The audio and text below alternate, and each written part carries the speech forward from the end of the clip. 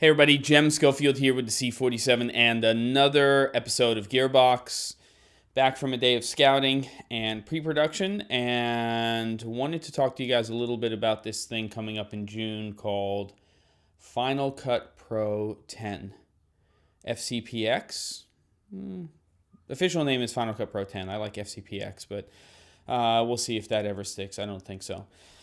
I think that my market reach and impact on branding may be slightly less than Apple's, but who knows?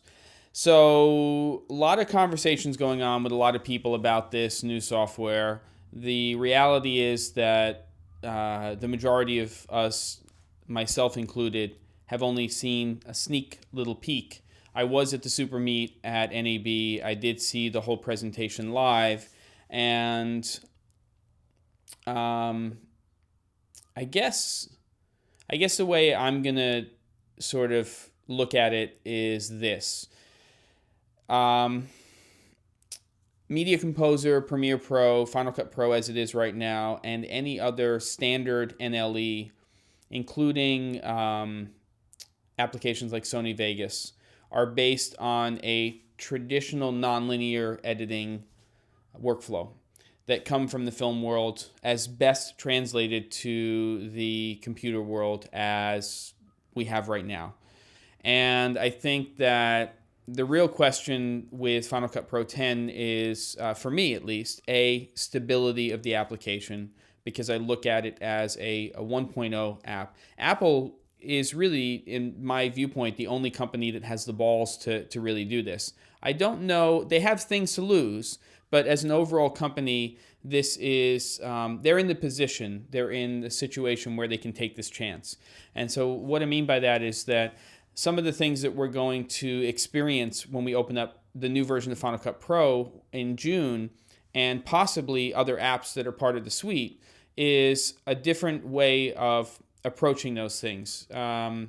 Motion kind of did that when it got released. It was a completely different viewpoint to the timeline keyframe based approach to working with motion graphics that had historically been done almost primarily in After Effects. But rethinking an NLE, except for in the consumer space, which of course Apple has done with iMovie, they sort of went down this road for a while and then they completely changed the whole application, is something that's going to rock things a little bit. We're also getting a lot of upstream here. We're seeing a lot of things that may have been introduced as a consumer-based idea or something that was in a consumer-based application, and now it's going upstream as a more advanced workflow, things like the precision editor and other elements in there. The fact that we don't have a viewer and a canvas, we really only have a viewer, which is really the canvas, if that's not confusing. And we'll have to see how that works in both long and short form editorial. So I guess my viewpoint is that for people who are coming in this from the beginning, who don't have that history with an NLE, with the more traditional way that we're used to using them, for them, Final Cut Pro 10 may not be such a big deal. In fact, they may think after using that and then going to something like, I don't know, Final Cut Pro 7 or Premiere Pro or Media Composer, that workflow doesn't even make sense to them. But it's the people like myself and other people who have been using traditional NLEs for a long time that are going to have to sort of reboot. And I have a feeling that a lot of people are going to be running Final Cut Pro 7, if they're using it right now, for professional applications, for clients and things like that. They're going to be running that in their day-to-day work for quite a while, and then they'll be working with and testing out projects in Final Cut Pro 10 and whatever else comes out in June. But to me, it's exciting.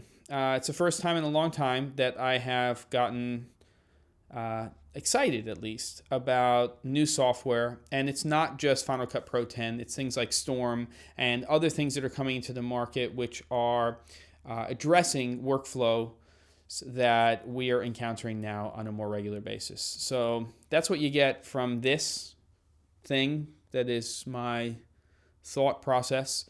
And I'll see you guys next time on Gearbox.